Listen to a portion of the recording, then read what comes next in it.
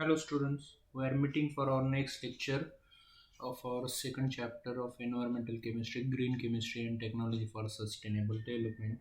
In the last lecture we have discussed in detail the cradle to cradle approach. Now this cradle to cradle approach is means theoretical concept we have learned, but now we should know the scientific areas for practical application of this green chemistry. Okay, so since 1980s, the laws regarding environmental protection regulation for worker health and safety came into existence. So, due to these legal aspects and economic incentives, industries began to change towards benign technological applications. Means here, industrialists also changed their way of thinking regarding this industrial process. So they have to think in such a way that the process should be benign technological application. Okay, so however certain older methods still prevailed in industry. Means any workers can strike. Okay, they can use the weapon of strike for their safety and other benefits. So industrialists or businessmen, they are changing their views towards worker. But what happens to the natural process? There are some methods that are still prevalent in industrial sector, that is use of petroleum feedstock.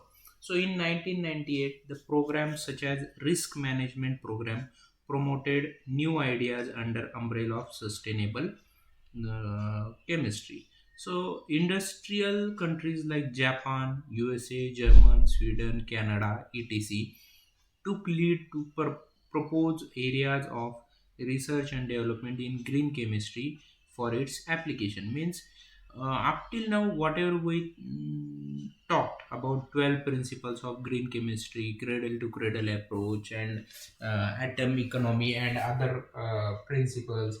So, all these things are theoretical. How one can bring this green chemistry or all these theoretical principles in real life, and for that we have to identify the scientific areas where this can be applied.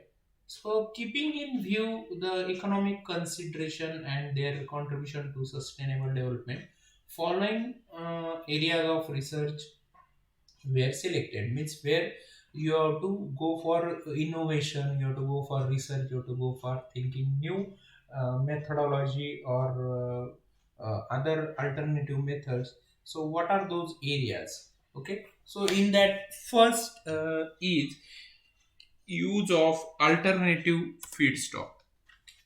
Means for an industry to bring about the manufacture of any chemical, you need the reactant. Okay, and that is the feedstock, that is called as feedstock. So from where these reactant material will come in tons or in the large scale for the industrial manufacture. So research is required in this area. Okay, so as to explore alternative feedstock from renewable resources. Okay, so this will shift the paradigm from non-renewable fossil fuels to renewable and less toxic feedstock. Means here, like fossil fuels we are using, or we are using toxic chemicals, harmful chemicals, can we replace it by any renewable non-harmful resources? Okay, so such a change will also create a safe environment. Means here we are not only talking about the renewability of this resource, but the harmfulness or toxicity of the chemical. So this will obviously will create a safe environment for workers in the industry. For example, in some cases that we are going to discuss in detail, in some cases it is found that benzene can be replaced by d-glucose for the manufacture of catechol. Okay, so this is a phenolic compound which is manufactured from benzene. Okay, but benzene is carcinogenic, everybody knows. So can you replace? Yes, it can be replaced by d-glucose.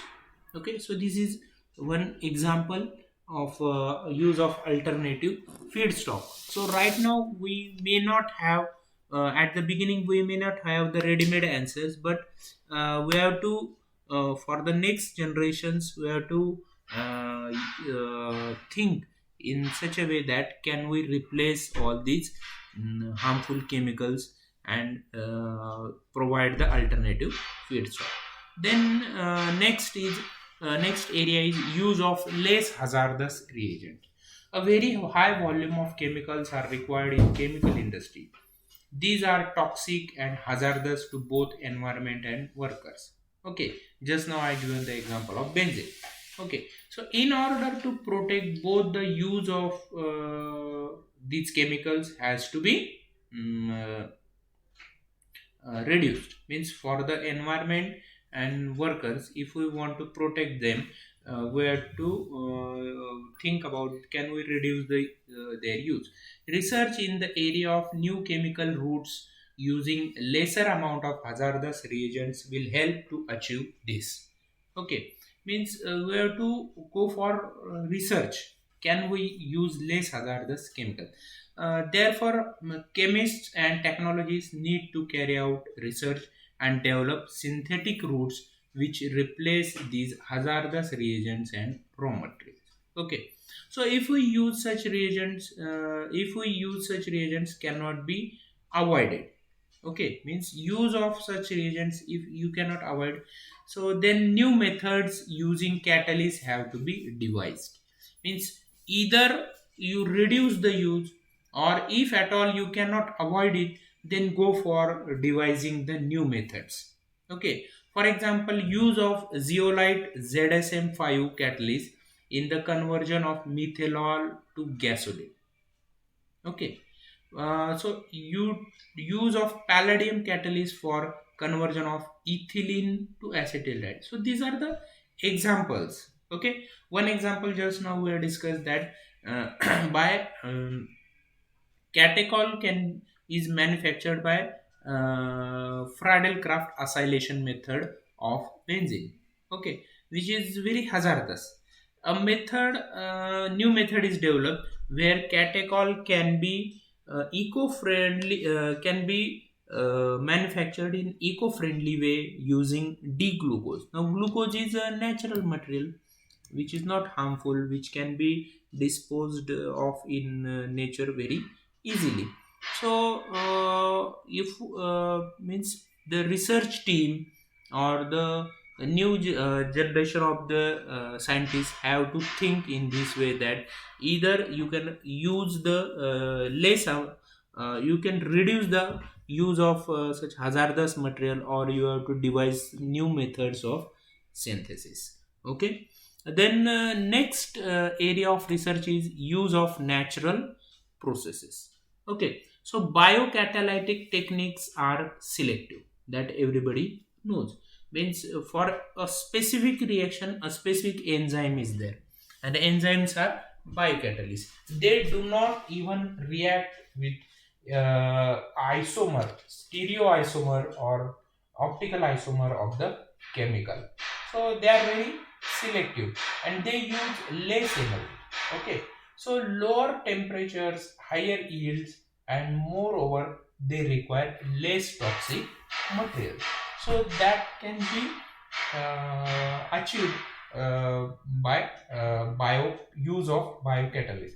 So manufacture of adipic acid using biocatalyst genetically from genetically modified E. coli. Okay, is one such example. So adipic acid can be manufactured using biocatalyst. Many other green synthesis methods have been replaced the older ones. Means here when you go for synthesis in artificial way, then you may not achieve the desired product, or if at all you achieve, the yield is less. There will be involvement of use of hazardous or toxic material. But if you are using biocatalyst, then certainly there will be reduction of use of energy, reduction of use of toxic material, and the process will be very very selective, that there won't be any formation of other waste product or byproduct. Okay, then next area is use of alternative solvent. We are going to discuss in this topic is separately in next chapter. Right now we will have just a brief introduction. Can we use any an alternative solvent? Means for a chemical reaction, role of solvent is very important, because it provides the medium for combining of the desired reactants. So in industry, many organic solvents are used in large volume. And they are, for example, polychlorinated solvents like chloroform, or aromatic solvents like benzene or carbon tetrachloride. All these chemicals are 100% carcinogen.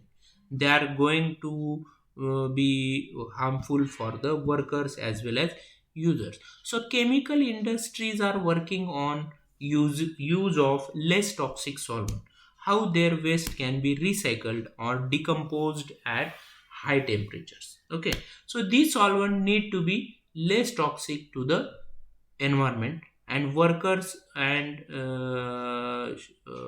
environment to, sorry, less toxic to environment and workers, and should disintegrate easily. Means after the use, where these harmful solvent goes.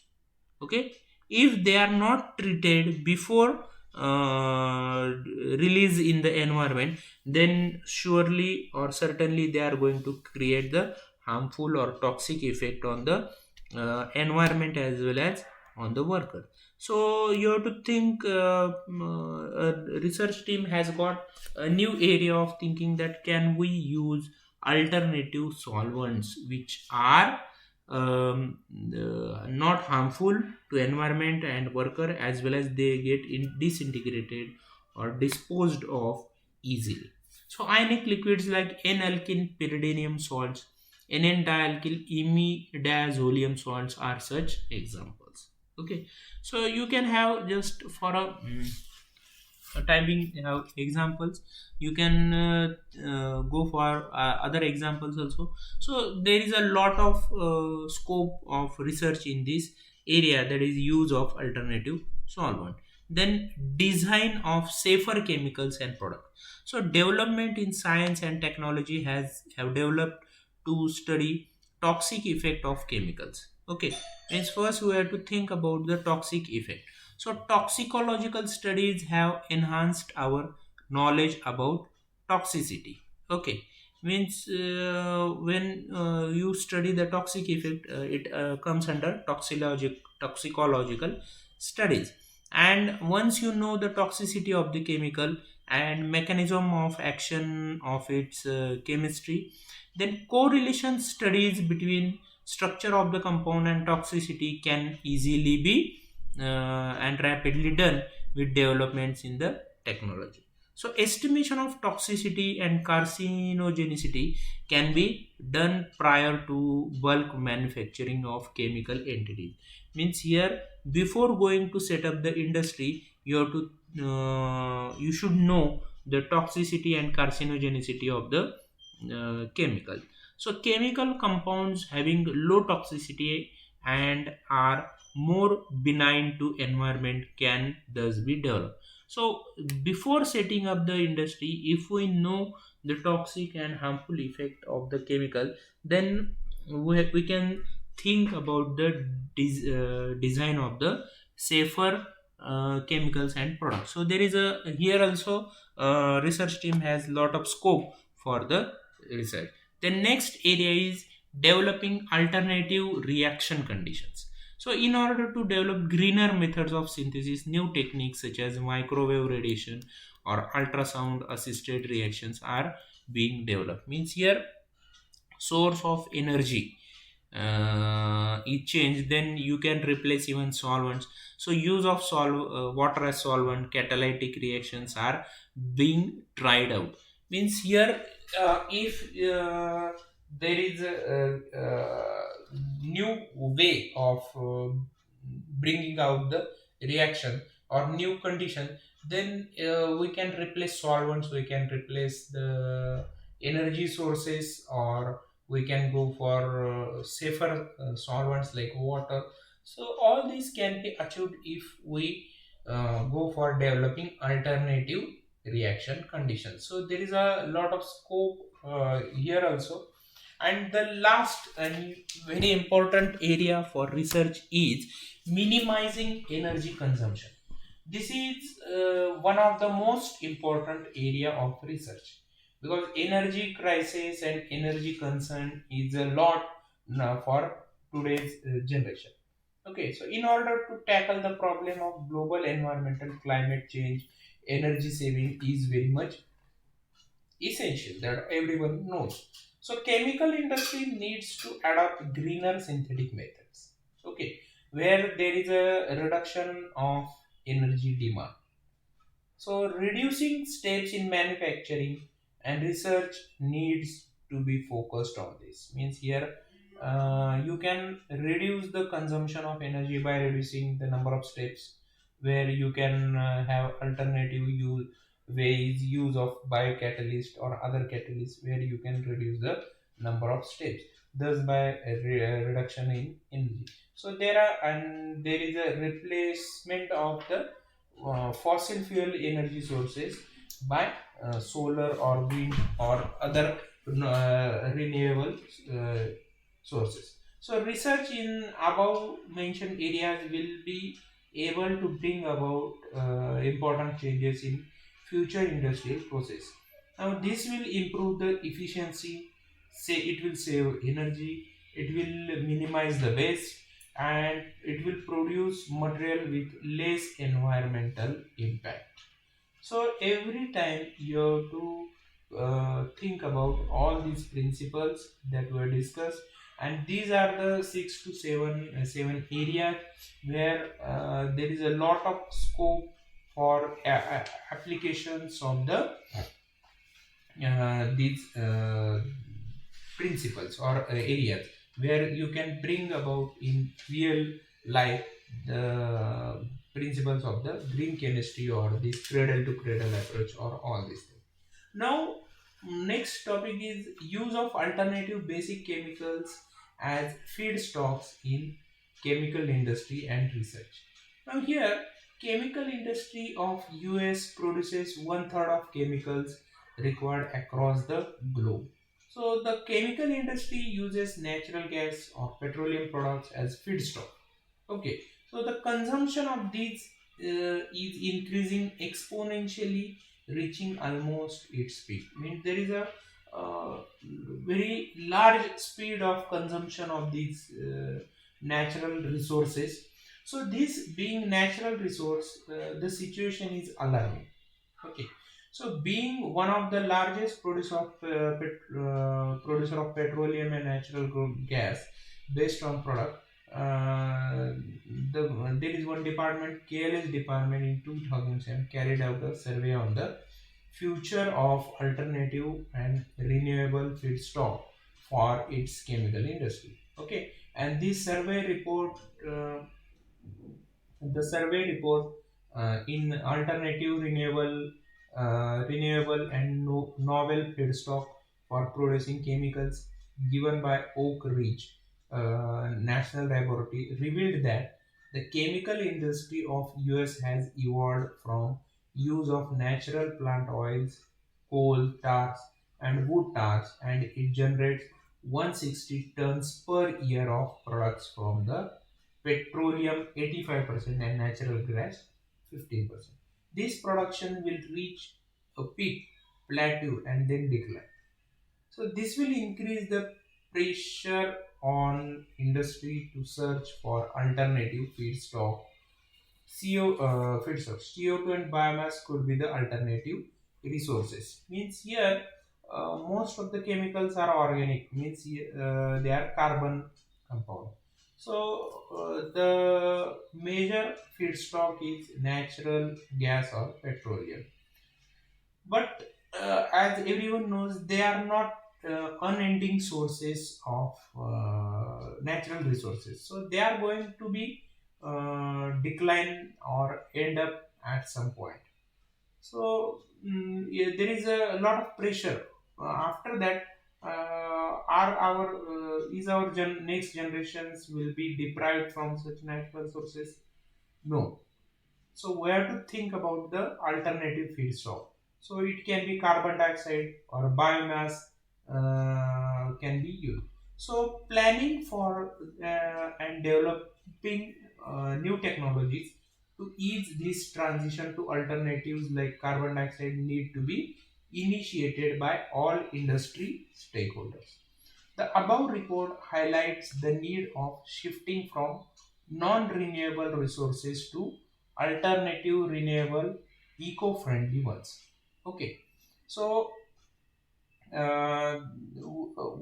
once this process of alternative basic use of alternative basic chemicals start, we have to think about the shifting from non-renewable to alternative or renewable eco-friendly resources. So over the last few decades it has been established that not only the chemical industry but other industries rely entirely upon petrochemical industry. Okay, so there is no uh, big resource as such as petroleum chemistry, the fossil fuels and their products. So and we are using those resources because of their low cost. Okay, so the exorbitant use of natural resources, fossil fuel, has a great impact and lead to economic crisis. So there are a number of scientists and technologies who are trying for sustainability. So they are arguing um, to industry to change the alternative resources and develop new approaches into more efficient processes. So the green chemistry and green engineering are striving to produce new methodologies for sustainable development. This approach of green chemistry and green energy of new methodology for sustainable level. This approach is focusing on following points. So what are those? Renewal of feedstock and raw material. Means here feedstock should be replaced by renewable sources. So green chemistry aims at changing to renewable feedstock with low toxicity environmental impact. This points to the use of biological material as feedstock. Okay, so biological material can be again and again regenerated. Okay, so that's why can we use it for next uh, generation. Okay,